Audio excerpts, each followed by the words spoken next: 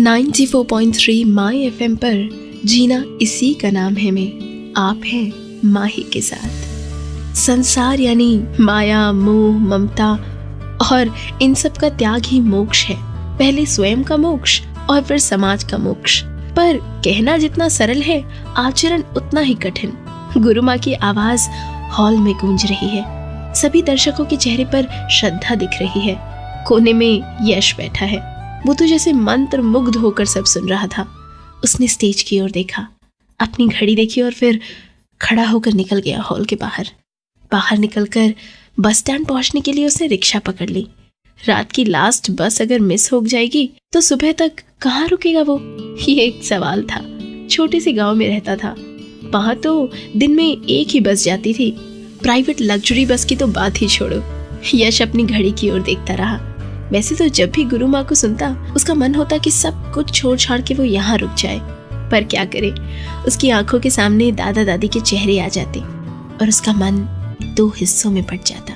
जितना जल्दी हो सके उसे घर पहुंचना था। 24 साल का यश क्यों प्रवचन सुनने जाता था और कौन उसे दो हिस्सों में बांट रहा था? सब सवालों के जवाब कुछ गानों के उस पार। 94.3 माई एफएम पर जीना इसी का नाम है में आप है माही के साथ। रात के 9:30 बज चुके थे। यश बस स्टैंड पहुंचा और बस चलने की तैयारी में थी। यश दौड़ के चढ़ गया और कोने की जगह लेकर बैठ गया। खिड़की पर सर रखकर आंखें बंद कर ली। निद्रा और तंद्रा के बीच गुरु माँ का चेहरा दिखता रहा। बस चलती रही। रास्ते में बस 2-3 बार रुकी। हाईवे के ढाबे पर रात अभी जवान थी। बड़ी आवाज में रेडियो बज रहा था और बस और ट्रक ड्राइवर के साथ साथ खाना खा रहे थे सब। कड़क चाय की खुशबू फैली हुई थी।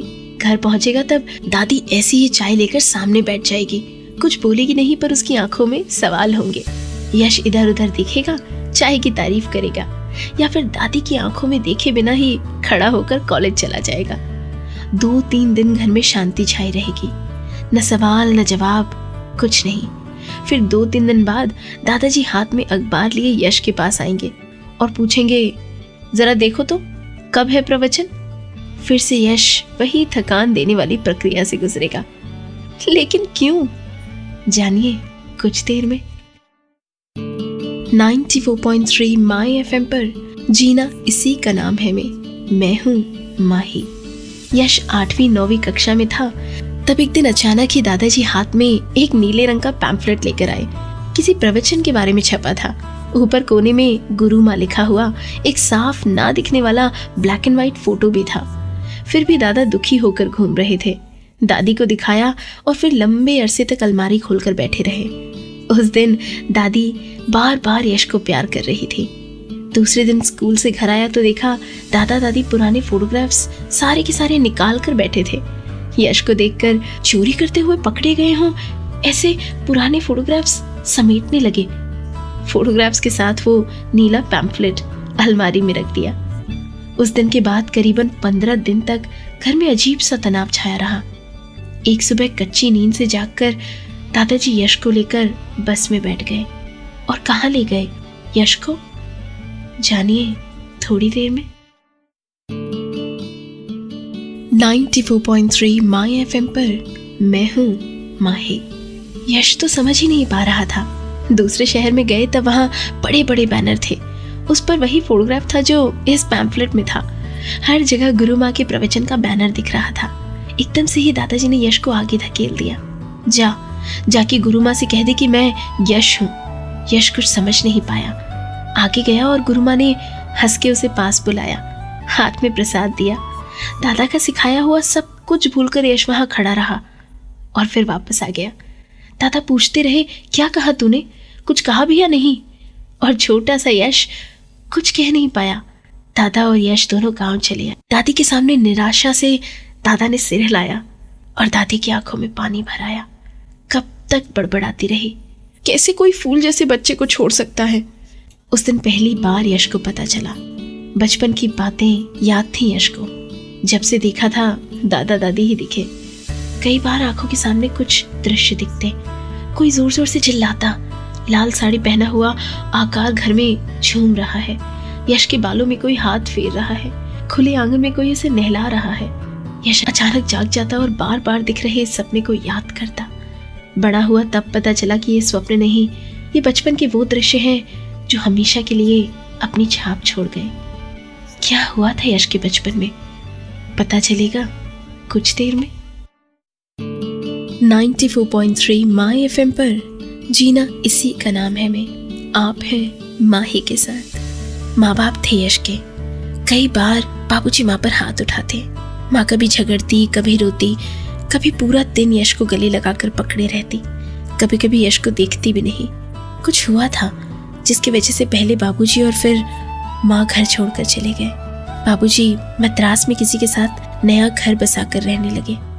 4-5 सालों में एक बार आते, और वो भी एक दिन के लिए। पर माँ, उसका कोई भी अता पता नहीं था। और ऐसे में एक दिन दादाजी ने गुरु माँ की फोटो देखी। दादाजी को विश्वास हो गया था कि यश को छोड़कर चली गई उसकी माँ ही गुरु माँ है। नीले पैम्फलेट पर जो फोटो था, वो फोटो बार बार देखते रहते। पहली बार यश कुछ कहे बिना वापस आ गया। तब से जहाँ जहाँ गुरु माँ का प्रवचन होता, यश को भेजा जाता। हर बार यश प्रवचन सुन के वापस आ जाता, कुछ नहीं कहता। आज भी यश कुछ कहे बिना वापस जा रहा है। गुरु माँ को देखते ही अपनी जेब में रखे हुए उसकी माँ के फोटो पर उसका हाथ पड़ा। वो जोर से फोटो को पकड़े रहा और कुछ कह नहीं पाया। प्रवचन से पहले गुरु माँ का आशीर्वाद लेने गया। हमेशा की तरह गुरु माँ ने प्रसाद दिया और बालों में हाथ फेरा। एक पल के लिए गुरु माँ रुक गई। पर क्यों, जानिए अगले गाने के बाद। 94.3 माय एफएम पर जीना इसी का नाम है में आप हैं माही के साथ। उस पल गुरु माँ का हाथ यश के माथे पर था। उसकी नजर उसके माथे पर लगे तिरछे घाव पर अटक गई। बचपन में यश बहुत जब छोटा था तब गिर गया था। अब गुरु माँ की नजर यश के दाहिने कान पर गई। वहां एक काला तिल था। गुरु माँ और यश की नजरें मिली। सब कुछ एक ही क्षण में स्पष्ट हो गया, और एक ही क्षण कसौटी का क्षण था ये। अपने स्वार्थ के लिए गुरु माँ को वापस इस दुनिया में लाकर सामान्य बना देना, या फिर संसार के हजारों अनाथ बच्चों की माँ बने देने रहना, यश को निश्चय करना था। थोड़ा सा पिघल गया होता तो गुरु माँ उसी क्षण टूट जाती। पर यश ने अपने सर पर हाथ फेरा और झूठ कह दिया। लास्ट मंथ एक्सीडेंट हुआ था, ये उसी का घाव है। गुरु माँ के चेहरे पर थोड़ी राहत दिखी। वो आगे बढ़ गई।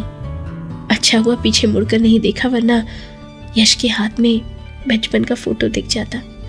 आज भी घर जाकर यश वैसे ही व्यवहार करेगा जैसे अब तक करता आया है। हाँ, इस बार वो खुद इस फोटो को अलमारी में वापस रखेगा।